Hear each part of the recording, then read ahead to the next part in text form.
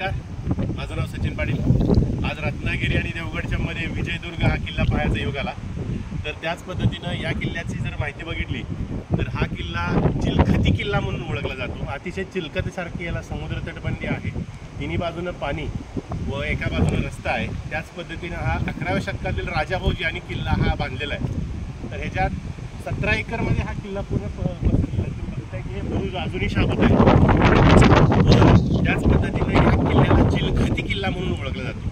आदिलशाहनं 1650 मध्ये इथं आल्यानंतर त्यांच्या ताब्यात असल्यामुळं त्यांनी विजयदुर्ग असं नाव दिलं, कारण आदिलशाह विजापूरचे आहेत, त्यामुळे त्यांनी चिलखती किल्ला विजयदुर्ग म्हणून नाव दिलं। व 1664 मध्ये हा छत्रपती शिवाजी महाराज व त्यांचे सरसेनापती कान्होजी आंग्रे आणि त्यांचा मुलगा संभाजी आंग्रे यांनी हा किल्ला जिंकून त्या किल्ला आपल्या मराठीशाहीत सामील केला। व या किल्ल्याचा मुख्य वापर हा समुद्रावरच्या व्यापारावरती लक्ष ठेवण्यासाठी केलेला आहे। व अतिशय सुंदर असा अजूनही बुरुज आणि अतिशय सुंदर असं बांधकाम इथं आजही सुव्यवस्थित स्थितीत आहे। तर मी प्रत्येकाला विनंती करतो की या किल्ल्याचं दर्शन नक्की घ्या। धन्यवाद।